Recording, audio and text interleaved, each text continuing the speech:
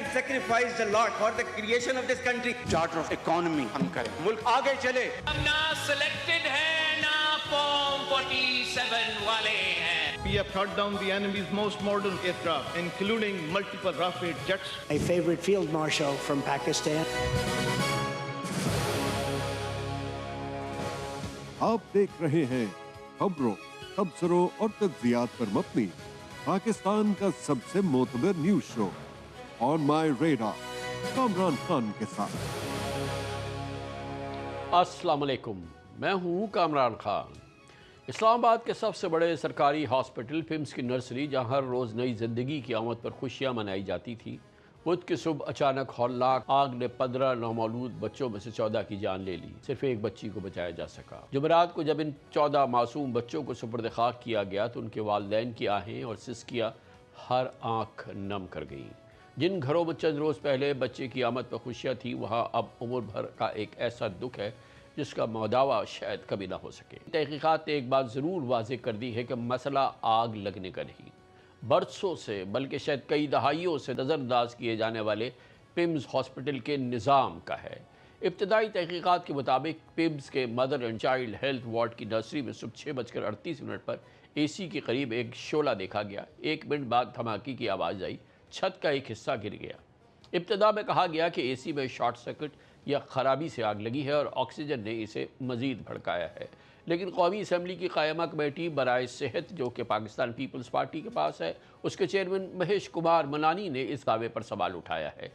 ہم نے پورا وہاں وزٹ کیا اور وہاں جو ای ڈی تھے، ڈاکٹرز جو تھے، نرسز تھے، سب سے ہم نے انکوائری بھی کی، ان سے بریفنگ بھی لی. منسٹر صاحب نے اسی دن آ کے رات کو کہا تھا جو اے سی اوپر لگا ہوا تھا تو اس سے اسپارک ہوا اور وہاں آکسیجن لگی ہوئی تھی تو 1 منٹ میں پورا وہاں ایک دھماکہ ہوا اور پوری آگ لپیٹ میں آ گئی. تو ہم نے پوری کمیٹی نے وہاں کوشچنس کیے. ان سے پہلے جب ای ڈی سے پوچھا کہ یہ اسپارک اے سی سے نکلا ہے تو انہوں نے کہا وہ اے سی تو خراب ہے. تو اے سی جب خراب ہے تو اس سے اسپارک کیسے نکل سکتا ہے. ای ڈی سے جب پوچھا کہ آپ کی جو سی سی ٹی وی تھی تو سی سی ٹی وی میں وہ اسپارک دیکھنے میں آ رہا ہے، تو وہ بھی بتا رہے تھے کہ سی سی ٹی وی میں وہ اسپارک دیکھنے میں نہیں آ رہا. تو یہ تو ہمیں بالکل فائر کا جو سورس ہے وہ سمجھ میں نہیں آ رہا. پوری کمیٹی نے یہ کنسنس دیا کہ یہ سورس ابھی تک معلوم نہیں ہو رہا ہے. تاہم آگ لگنے کی وجہ سے بھی بڑا سوال فائر سیفٹی کا ہے. سی ڈی اے کی فائر آڈٹ رپورٹ نے پمز ہاسپٹل میں سنگین خامیوں کا انکشاف کیا ہے. رپورٹ کے مطابق ہاسپٹل میں کئی فائر ایکسٹنگوشرز ایکسپائرڈ تھے اور تعداد میں ناکافی تھے.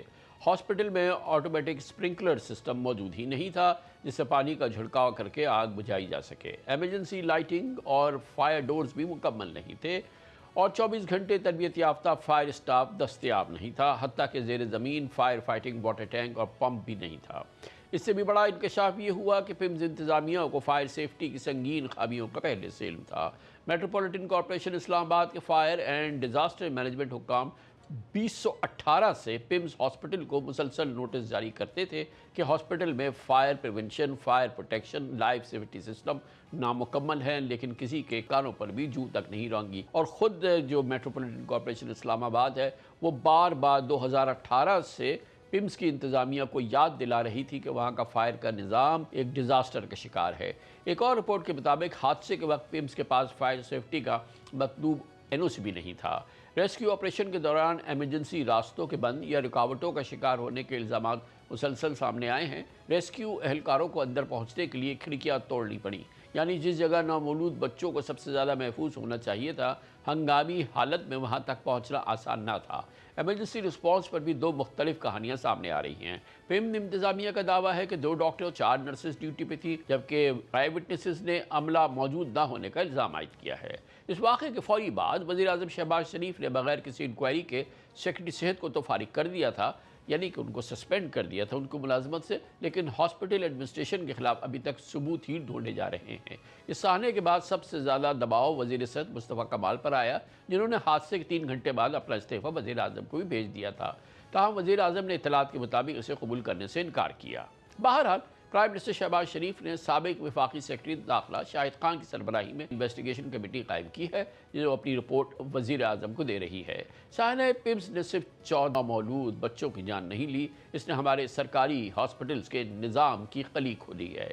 اگر دارالحکومت کے سب سے بڑے سرکاری ہاسپٹل پر سوال اٹھ سکتے ہیں تو پاکستانی آج پوچھ رہے ہیں کہ کراچی کے جناح ہاسپٹل، سول ہاسپٹل، دوسرے بڑے ہاسپٹل، لاہور کے میو ہاسپٹل، دوسرے بڑے سرکاری ہاسپٹل، پشاور کی لیڈی ریڈنگ ہاسپٹل، کوئٹہ کے بڑے سرکاری ہاسپٹلز جو صوبائی ہاسپٹلز ہیں، دوسرے سرکاری ہاسپٹلز ہیں، وہاں کی صورتحال کیا ہے؟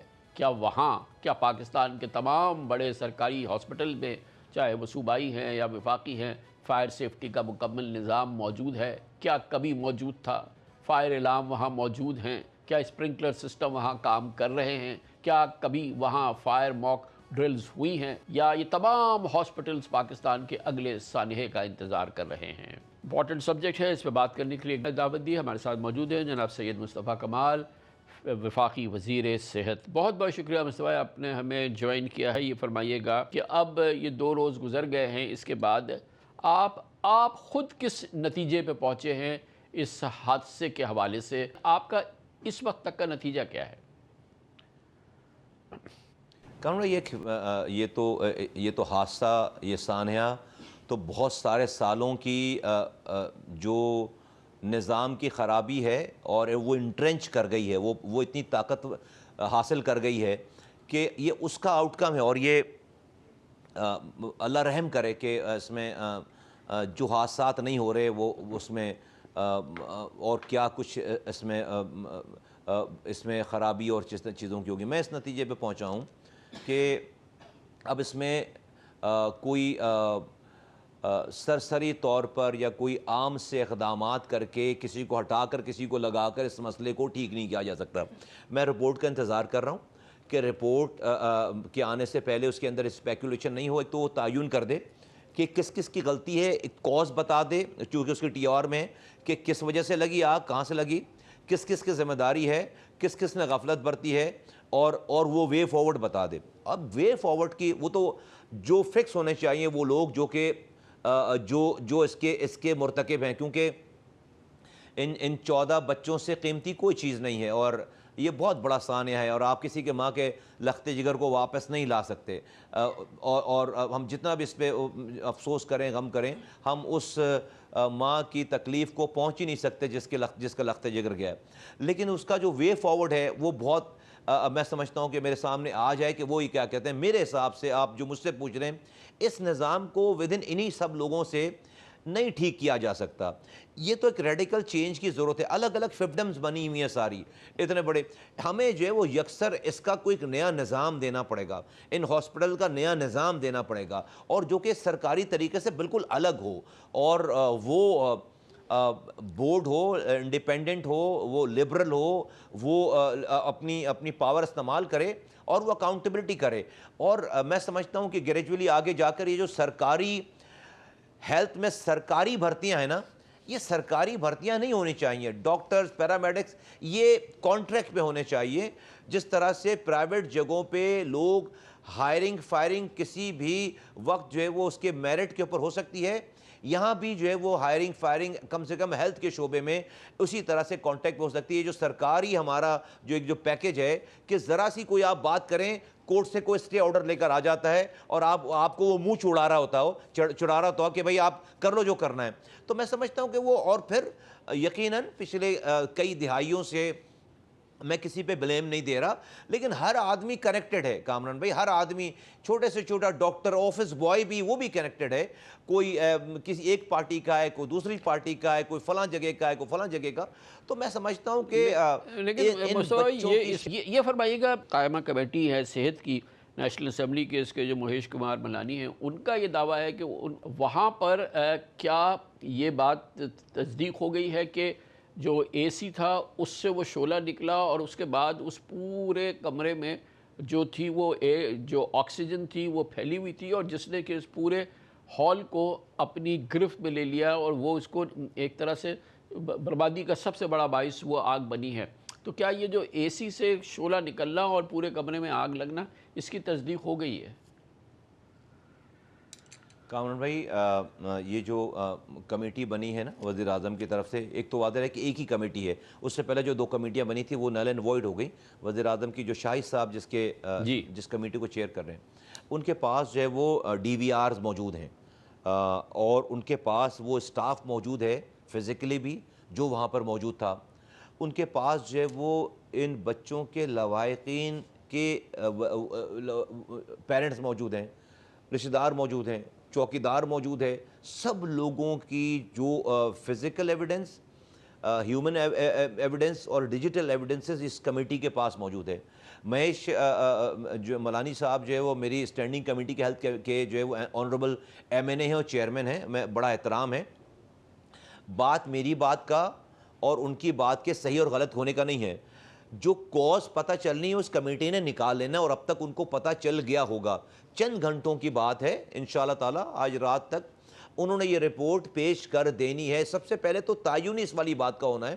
میرے پاس جو ہے وہ قانون بھائی جو مجھے بتایا گیا ہے وہ 6:38 پہ بتایا گیا کہ آگ لگی ہے اور 1.15 منٹ کے اندر یہ سارا کچھ ہوا ہے. لیکن میں ابھی اپنی اس ساری انفارمیشن کو اس لیے ہولڈ کر رہا ہوں کہ میری وہ بات, جیسے اپنی آپ ملانی صاحب کی بات کر رہے ہیں, پھر میں اپنی بات کروں گا, وہ اس رپورٹ جو آئے گی جو کہ ایویڈنس بیس ہوگی وہ اس کو جیپٹائز کرے گی. کل کو میری بات یا ان کی بات وہ چلے. تو میں سمجھتا ہوں کہ ہم ملانی صاحب کے پاس جتنی نالج ہے یا میرے پاس جتنی نالج ہے اس سے کہیں زیادہ نالج اس کمیٹی کے پاس آ گئی ہے جو کہ اس کا تعین کرے گی کہ آگ لگنے کی وجہ کیا تھی. تو میں اس وقت جو ہے وہ جو کہ میں وہاں گیا تھا, مجھے جو بریف کیا گیا تھا, میں نے میڈیا کے سامنے وہ اپنی پریلیمنری گفتگو کی. اسی طرح سے جو ہے وہ ملانی صاحب کو بھی جو وہاں بریف کیا گیا وہ انہوں نے اپنی پریلیمنری گفتگو کی. لیکن وہ کوئی ہمارا میچ نہیں ہے کہ ان کی بات صحیح ہے یا میری بات صحیح ہے. ہمیں تو جو ہے وہ جو بھی سچ ہے نا, اسی لیے تو یہ کمیٹی اس کیونکہ ایک اسٹانس CDA کا ہے, ایک اسٹانس PMs کا ہے, تو ہم تو پھر اسی طرح سے جو ہے وہ گھن چکر بن جائیں گے. اسی لیے یہ کمیٹی پرائم منسٹر نے بہت ہائی لیول بنائی ہے.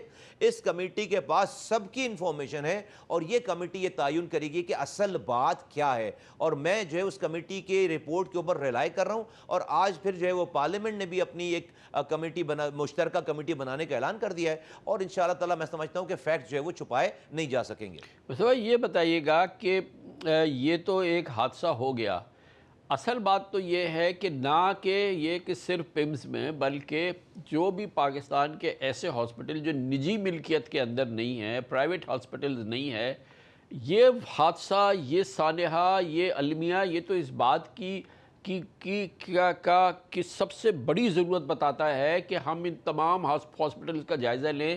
میں نے انڈیویجول کیپیسٹی میں تمام ہاسپٹل سے چیک کیا ہے اور میں نے آپ کے سامنے رکھا ہے, کہیں پہ کوئی نظام ہے ہی نہیں. جو نان پرائیویٹ ہاسپٹلز کی میں بات کر رہا ہوں, پرائیویٹ ہاسپٹل میں کچھ میں ہے کچھ میں نہیں ہوگا, لیکن نان پرائیویٹ ہاسپٹل جو کسی قسم کی سرکاری اس میں چلتے ہیں, چاہے وہ صوبائی ہیں, چاہے وہ مقامی ہیں یا وہ وفاقی ہیں, تو یہ تو پورے پاکستان کے اس سرکاری ہسپتالی نظام کو جو ہے ہم نے اس کا آڈٹ کرنا ہے, اس کی ڈیو ڈیلیجنس کرنی ہے اور اس بات کو یقینی بنانا ہے کہ آئندہ کبھی نہ ہو. پہلی چیز, سب سے بڑی چیز تو یہ ہے نا کہ اگر پچھلے 30 سال میں کسی نے کچھ نہ دیکھا تو یہ نہ ہو کہ آئندہ 30 سال بھی اسی کیفیت میں رہے. کم از کم اس حادثے نے اور اس تباہی کے نتیجے میں پاکستان کا یہ سرکاری ہسپتالوں کا کم از کم آگ فائر فائٹنگ نظام تو ٹھیک ہو جائے. کون رہی ان جو معصوم جو شہداء ہیں نا 14, ان کے خون کے ہی صدقے جو ہے وہ ہمیں اگلے بچے کو بچانا چاہیے. میں آپ کے پروگرام کے سننے دیکھنے والوں کو اور آپ کے توسط سے میں 1 سے 1.5 منٹ میں گزارش کر دیتا ہوں. مجھے بھی اس والی بات کا پہلے پتہ نہیں تھا, مجھے اس ذمہ داری ملنے کے بعد یہ والی بات پتہ چلی. دیکھیے آپ جس بات کا ذکر کر رہے ہیں نا کہ اس کی مانیٹرنگ, اس کی پولیسنگ کون کرے گا. سارے صوبوں میں اور اسلام آباد میں اس کے لیے ایک ادارہ ہے جس کو آپ ہیلتھ کیئر کمیشن کہتے ہیں. صوبوں کے ادارے کو آپ ہیلتھ کیئر کمیشن کہتے ہیں, یہاں اسلام آباد والے کو آپ کہتے ہیں IHRA, اسلام آباد health care health regulatory authority, IHRA اسلام آباد ہیلتھ ریگولیٹری اتھارٹی. یہ اور تمام صوبوں میں جو ہے اس کو آپ ہیلتھ کیئر کمیشن کہتے ہیں. چاروں صوبوں میں یہ کمیشن کہلاتے ہیں, یہاں پر IHRA کہلاتا ہے. ان 5 اداروں کا یہ سمجھیں کہ ہاسپٹل کے اوپر, یہ ہاسپٹلوں کے اوپر پرائیویٹ یا پبلک بوتھ, یہ اس کی پولیس ہے. سمجھیں ایک طرح سے اس کی پولیس ہے کہ کوئی بھی پریمیسز, کوئی بھی پریکٹس, کوئی بھی مشین, کوئی بھی وائرنگ، یہ سب کچھ جو ہیلتھ کیئر کمیشن کا کامن بھائی کام ہے۔ اب آپ کو میں یہاں کی سٹوری سنا دیتا ہوں، یہاں پہ جو اچھا اس کو جس نے بھی جب بھی بنایا ہوگا اس کو گورنمنٹ سے باہر رکھا ہے، یعنی کہ گورنمنٹ کی ڈائریکٹ انٹرونشن سے باہر رکھا ہے، پرائیویٹ لوگوں کے اوپر بورڈز بنائے، ان بورڈز کا اپنا الگ ایکٹ بنایا ہے اور ان کو گورنمنٹ کے انٹرفیرنس سے باہر رکھا تاکہ یہ ریگولیٹ کر سکیں۔ اب بہت معذرت کے ساتھ ان کی کیپیسٹی نہیں بلڈ کی گئی، اور اگر بلڈ ہو گئی ہے کچھ تھوڑی بہت ہے بھی تو وہ کام نہیں کر رہے، وہ بھی پارٹ آف دی پرابلم بن گئے، وہ بھی اس پورے نظام کا حصہ بن گئے۔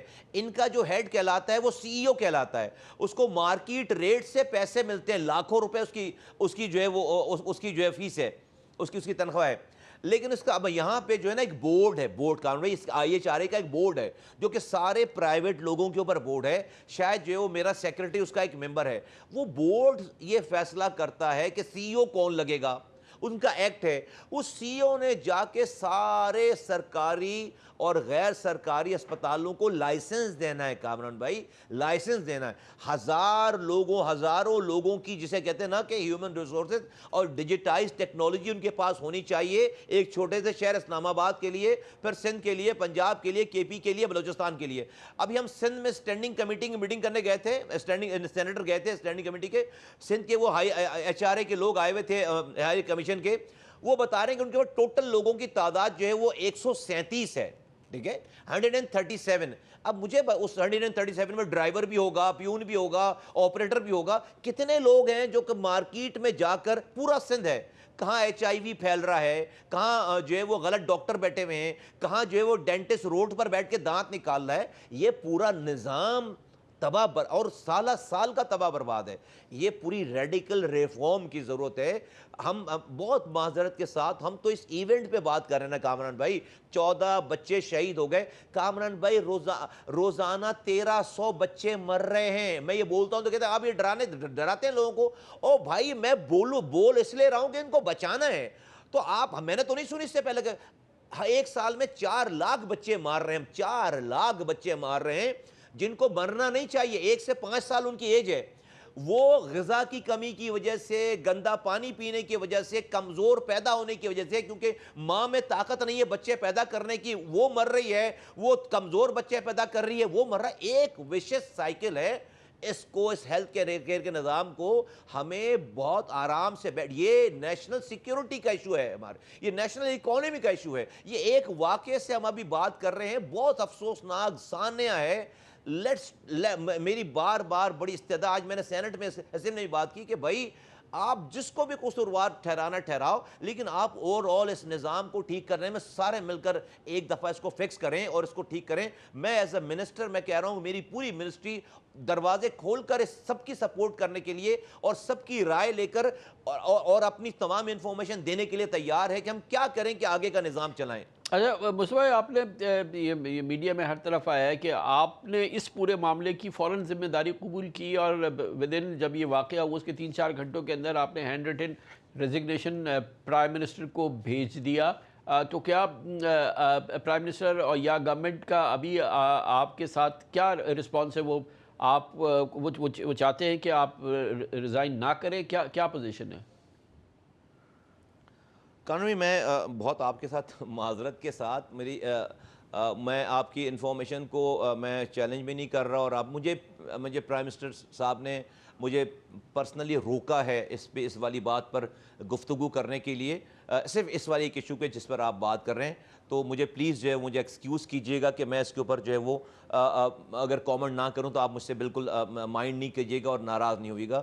اور یہ میں نے یہ میرے ان کے درمیان ہیں، مجھے 1.5-2 گھنٹے 3 گھنٹے کے اندر ہی جو چیز میرے سمجھ میں آئی، اور میں چونکہ میں جو ہے یہاں پر کھڑا ہونا چاہ رہا تھا کہ میں بالکل اپنی اس سے ہٹ کر اور میں نے پھر آیا ہوں یہاں پہ، اور میں لگا ہوا ہوں ان ساری چیزوں میں، اور پرائم منسٹر نے مجھے جو اس حوالے سے گفتگو کرنے کے لیے روکا ہے، تو مجھے پلیز آپ سے یہ ریکویسٹ ہے کہ مجھے آپ نے فیل نہیں کرنا ہے، میں آپ کی اس والی بات کا ہاں یا نہیں میں جواب نہیں دے پاؤں گا۔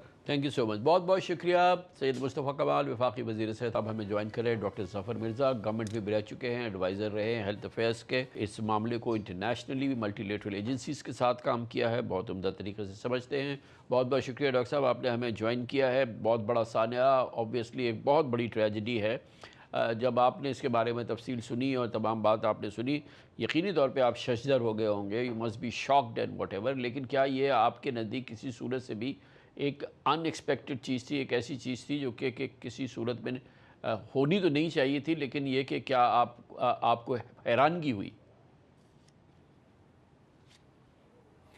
बहुत शुक्रिया कामरान खान साहब। यकीनन जी, हर शख्स जो इस तरह के हादसे के बारे में सुनेगा वो शॉकिंग तो होगा, लेकिन being a public health professional understanding public health system in Pakistan somewhat, मेरा मेरा मतलब एहसास जो है वो शॉक तो था, लेकिन मुझे कोई बहुत ज़्यादा हैरानी टू बी ऑनेस्ट नहीं हुई।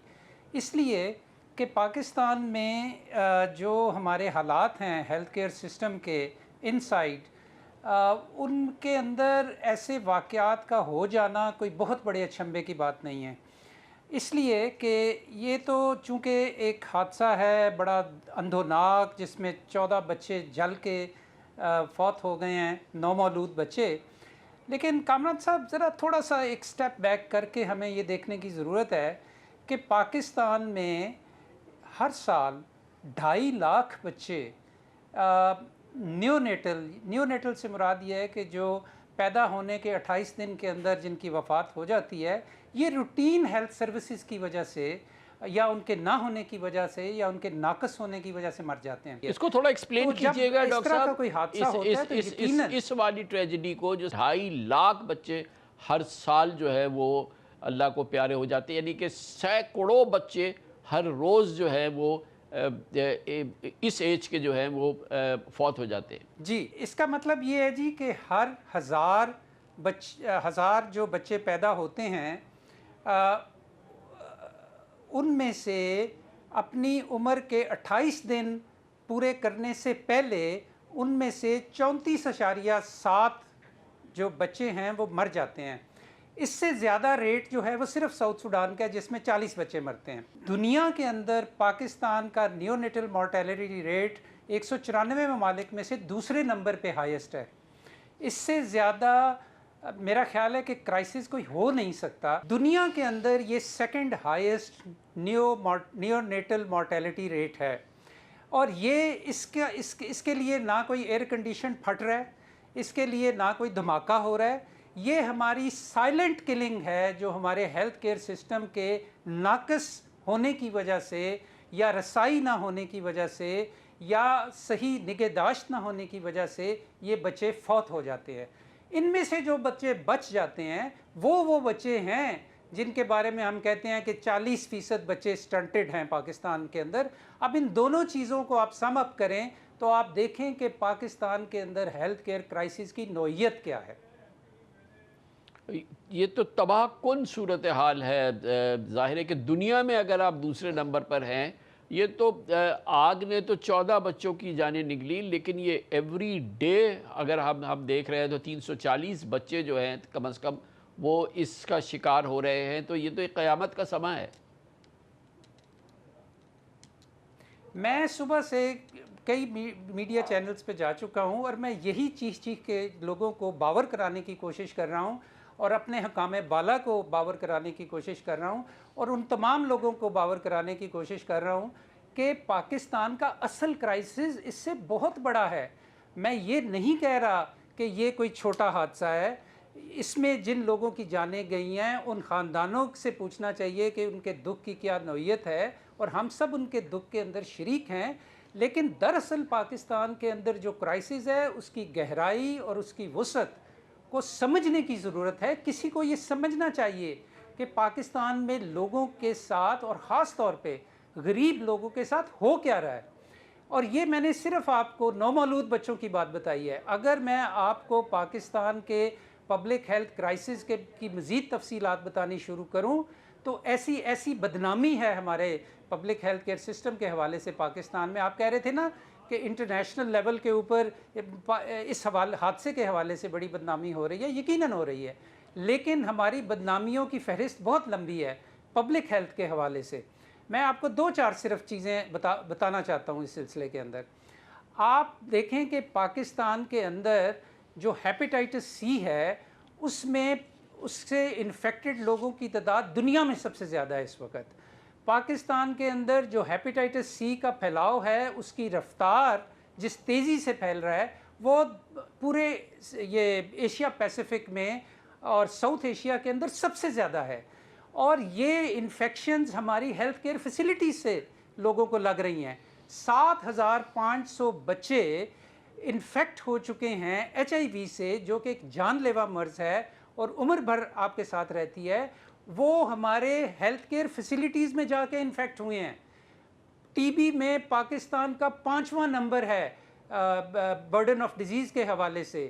پاکستان میں ہر تیسرا شخص جس کی عمر 18 سال سے زیادہ ہے ٹائپ 2 ڈائبٹیز کا شکار ہو چکا ہے۔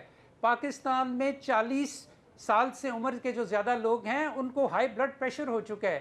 مینٹل ہیلتھ کی صورتحال بہت زیادہ دگرگوں ہے۔ میں آپ کو یہ فہرست بتاتا چلا جاؤں گا۔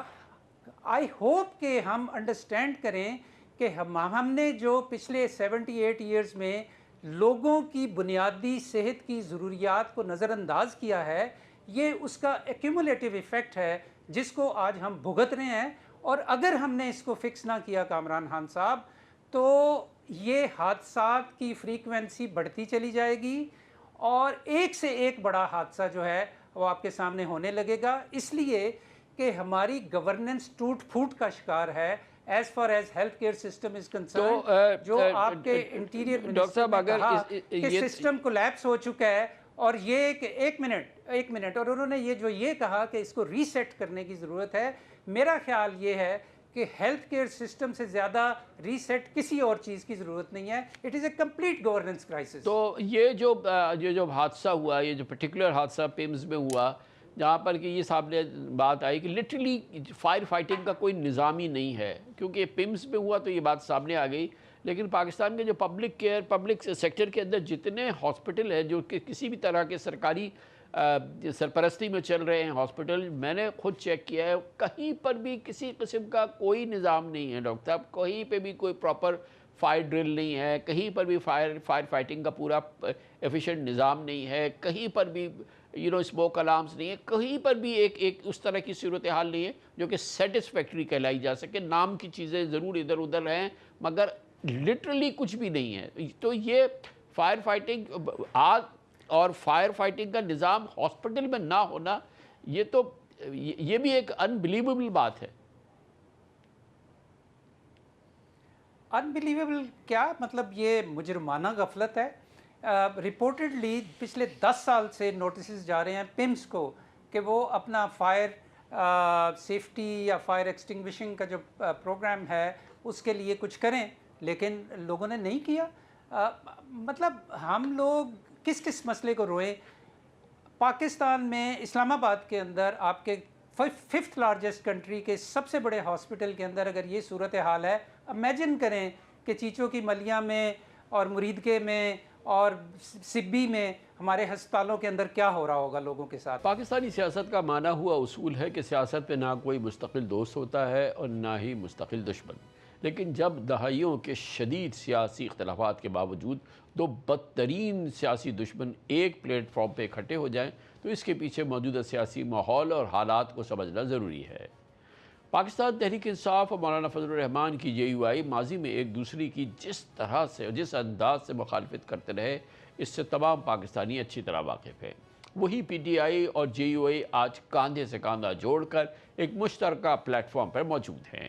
مارچ 2024 کے الیکشن کے بعد سے PTI اور JUIF کے درمیان حکومت اور موجودہ ہائبرڈ نظام کے مقابلے میں وسیع تر سیاسی اتحاد بنانے پر بات چیت بار بار ہم سنتے رہے۔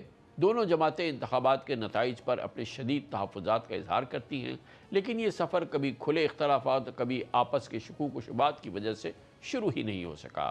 ابتدا میں PTI مولانا فضل الرحمان سے ہاتھ ملانے پر اندرونی تقسیم کا شکار بھی ہو گئی تھی، جبکہ JUIF کو بھی عمران خان کی جانب سے مولانا فضل الرحمان کے بارے میں ماضی میں دیے گئے سخت ترین بیانات پر سخت تحفظات تھے۔ خود مولانا فضل الرحمان کا رویہ ابتدا سے ہی محتاط رہا ہے۔ گزشتہ برس بھی انہوں نے پی ٹی آئی کے ساتھ کسی مستقل اتحاد کو رد کرتے ہوئے کہا تھا کہ ان کا ماضی کے اتحادوں کا تجربہ اچھا نہیں رہا، اس لیے وہ اپنی جدوجہد الگ رکھنا پسند کرتے ہیں۔ جمعیت علماء اسلام اپنے پلیٹفارم سے ہم نے جدوجہد کا فیصلہ کیا ہے، اور ماضی قریب میں جو اتحادوں کے تجربے ہمیں رہے ہیں وہ کوئی اچھی مثالیں نہیں رہی ہیں اس کی جی۔ تو اب مزید ہم کسی کو شرمندہ کرنا چاہتے ہیں نہ خود شرمندہ ہونا چاہتے ہیں۔ اسی دوران اس ہفتے کے آغاز میں شدید اختلافات کے باوجود جے یو آئی اور پی ٹی آئی نے دیگر اپوزیشن دھڑوں کے ساتھ مل کر اہم قومی امور پر ایک متفقہ موقف اپنانے پر اصولی اتفاق کیا۔ ٹھیک اسی طرح جیسے ماضی میں پی ٹی آئی حکومت کے خلاف نون لیگ اور جے یو آئی ایک پلیٹ فارم پر جمع ہوئے تھے، اسی دوران پیپلز پارٹی کے وفد نے بھی جے یو آئی اور پی ٹی آئی کی قیادت سے ملاقات کر کے قومی منظر میں ہلچل پیدا کی۔ پی ٹی آئی اور جے یو ایف کی حالیہ قربت کے پیچھے دو اہم سیاسی پس منظر ہیں۔ ایک طرف سپریم کورٹ کی جانب سے بانی P T I Imran Khan کو شفا ہاسپٹل منتقل کرنے کا حکم اور اس پر حکومت کی مزاحمت کا معاملہ ہے، یہ سب سیاسی بحث کا مرکز بنا ہوا ہے، اور دوسری جانب نئے صوبوں اور نئے انتظامی یونٹس کے قیام کی بحث بھی زور پکڑ رہی ہے۔ پی ٹی آئی اس معاملے میں اسٹیبلشمنٹ کے موقف سے زیادہ دور نہیں ہے، اگرچہ دونوں پارٹیز اب یعنی کہ J U I P T I ایک ہی اپوزیشن پلیٹ فارم پر موجود ہیں، لیکن تعجب کی بات یہ ہے کہ مولانا فضل الرحمان اپنی پریس کانفرنس میں براہ راست عمران خان کا نام لینے سے کتراتے ہیں۔ وہ ملکی مسائل پر تو بولتے ہیں لیکن بانی پی ٹی آئی کی 3 سالہ قید یا صحت سے متعلق تشویش پر خاموش رہتے ہیں۔ اس سے یہ سوال شدت اختیار کر جاتا ہے کہ J U I F Imran Khan کی ذات سے جڑے مسائل پر کس حد تک ساتھ دینے کو تیار ہے۔ ہمارے ملک میں سیاسی قیدی جیلوں میں ہیں، ان سیاسی قیدیوں کی رہائی کے لیے کوئی وجوہات نہیں ہے کہ ملک کے جیلیں جو ہیں وہ سیاسی قیدیوں سے بھری پڑی ہوں۔ اس حوالے سے بھی ہمارا اتفاق ہے کہ قیدیوں کی رہائی ہونی چاہیے اور ملک کا سیاسی ماحول صحیح کرنا چاہیے۔ اس تمام تر سیاسی منظرنامے سے بات بالکل واضح ہو جاتی ہے کہ اپوزیشن کا یہ اتحاد اصولوں سے زیادہ وقتی ضرورتوں کا مرہون منت ہے۔ جے یو آئی یا پی ٹی آئی ایک دوسرے کی ضرورت تو ہے لیکن ایک دوسرے پر مکمل اعتماد کرنے کو شاید ابھی تیار نہیں۔ مولانا فضل الرحمان کی یہ محتاط حکمت عملی اور عمران خان کا نام نہ لینا اس بات کا ثبوت ہے کہ اپوزیشن حکومت کے خلاف دباؤ ضرور بڑھانا چاہتی ہے لیکن وہ عمران خان کا سیاسی بوجھ اٹھانے کو تیار نہیں۔ ان حالات میں ایک مضبوط اور پائیدار اپوزیشن اتحاد کی تشکیل فی الحال ایک دور کا خواب دکھائی دیتا ہے۔ اس موضوع پر بات کرتے ہیں، اس کے لیے ہمیں جوائن کر رہے ہیں کوئٹہ سے ہمارے ساتھ موجود ہیں جمعیت علماء اسلام فضل الرحمان کے ممتاز سینئر رہنما، ملک کے ممتاز قانون دان سینیٹر کامران مرتضیٰ۔ بہت بہت شکریہ سینیٹر صاحب، آپ نے ہمیں جوائن کی ہے۔ یہ فرمائیے گا کہ یہ جو فی الحال ایک ارینجمنٹ آپ کی ہوئی ہے، اس کو ارینجمنٹ ہی کہنا چاہیے پی ٹی آئی کے ساتھ، اس میں کوئی نظریاتی مماثلت اور کوئی اس سے زیادہ ڈیپ تو کوئی بات نہیں ہے، یہ صرف موجودہ سیاسی حالات کے لحاظ سے آپ لوگوں نے ایک ساتھ آگے بڑھنے کا فیصلہ کیا ہے، اور کچھ اس میں اور اپوزیشن کے بہت چھوٹے چھوٹے دھڑے شامل ہیں، لیکن بیسکلی تو یہ آپ کا اور پی ٹی آئی کا ارینجمنٹ ہی ہے نا؟ اس کو آپ پہلے قدم کے طور پہ لے لیجئے۔ انفیکٹ یہ بن جانا چاہیے تھا جس وقت نیشنل اسمبلی میں الیکشنز ہوئے تھے اور پھر ٹریجری والے ایک طرف ہو گئی پارٹیاں اور اپوزیشن کی پارٹیاں دوسری طرف ہو گئی، تو اسی وقت جو ہے نا وہ اپوزیشن کا جب لیڈر بنتا ہے کوئی اپوزیشن کا تو اس وقت سب کو اکٹھا کر لینا چاہیے تھا، مگر بہرحال کسی بھی وجہ سے وہ اکٹھے نہیں ہوئے۔ اس وقت تک آپ یہ سمجھیے کہ یہ معاملہ جو ہے پارلیمان کے دونوں ایوانوں میں ہے۔ تو اس کو ہم کہہ سکتے ہیں کہ یہ نیشنل اسمبلی اور سینٹ کے لیول پر ایک طرح سے مماثلت پیدا ہوئی ہے، یا یہ ایک ارینجمنٹ پیدا ہوئی ہے، اور اس کا مینڈیٹ کیا ہے؟ اس کا مینڈیٹ یہ ہے کہ جب بھی کوئی لیجسلیشن ہوگی یا جو بھی کوئی اجلاس ہوگا، یہ ہم نے پہلے بھی بات کی ہے، آج پھر جو ہے یہ بات ریپیٹ ہوئی ہے کہ ہر اجلاس سے پہلے، ہر دن کے اجلاس سے پہلے، سیشن سے پہلے نہیں، ہم آپس میں بیٹھ جائیں اور اس دن کے ایجنڈے کو ڈسکس کر لیں اور اس کے اوپر جو ہے نا وہ ہم آپس میں ایک رائے بنا لیں اور اس کے مطابق چلیں۔ سینٹر صاحب یہ فرمائیے گا ڈیسٹینیشن کیا ہے، منزل کیا ہے آپ کی اور پی ٹی آئی کی متحد ہو کے کیا آپ حاصل کرنا چاہتے ہیں، اور اس میں اس تحریک کو یا اس جدوجہد کو میں کہہ سکتا ہوں یہ کس انداز سے آگے بڑھانا چاہتے ہیں آپ؟ جب پارلیمان میں اتحاد ہوتا ہے یا پارلیمان کی حد تک اتحاد ہوتا ہے تو ہم ایسی لیجسلیشن کو روکنا چاہتے ہیں جو غلط ہو رہی ہے، ایسے بزنس کو روکنا چاہتے ہیں جس کا طریقہ کار درست نہیں ہے. کم از کم اپنی طاقت کے مطابق جو ہے وہ مل جل کے اس کو روکا جائے. فی الوقت اس کے مقاصد یہی ہیں، آگے مقاصد بڑھ سکتے ہیں. آپ اس کو ٹیسٹنگ آف واٹر بھی کہہ سکتے ہیں. اگر ہم اس میں کامیاب ہو گئے کہ پارلیمان کے اندر جو ہے وہ معاملہ درست طور پہ لے کے چل پائے اور ہمارے دونوں طرف کے ورکرز نے اس کو ایکسیپٹ کر لیا، وہاں پہ ڈائجسٹ ہو گیا، تو یقیناً یہ معاملہ آگے جا سکتا ہے. مگر آپ اس کو پہلا قدم فی الوقت سمجھیے. تو 27 ستمبر کو جو پی ٹی آئی ایک یوم احتجاج، ایک بڑی پروٹیسٹ کال دی ہے پی ٹی آئی نے، اس میں جے یو آئی شامل رہے گی؟ اب تک نہیں کہہ سکتے، یہ بات پری میچور ہوگی. گو کہ ریکویسٹ ہوئی ہے جب وہ اس دن کمیٹی روم نمبر 2 میں ہماری میٹنگ ہو رہی تھی تو بھی یہ ڈیمانڈ آئی تھی بعض ممبرز کی طرف سے. ایسا ہے کہ بعض چیزیں جو ہے وہ ہماری جنرل کونسل نے جو ہے نا اس بات سے انکار کیا ہوا ہے، اور جب اس کو انڈو بھی ہماری جنرل کونسل ہی کر سکتی ہے جس کو ہم مجلس عمومی کہتے ہیں. اور اس کا اجلاس ویسے مولانا صاحب نے بلوا لیا ہے اس اجلاس سے پہلے، ان کی اس احتجاج سے پہلے، اور اس کی جو میرا خیال ہے تاریخ 19-20 کے آس پاس ہوگی.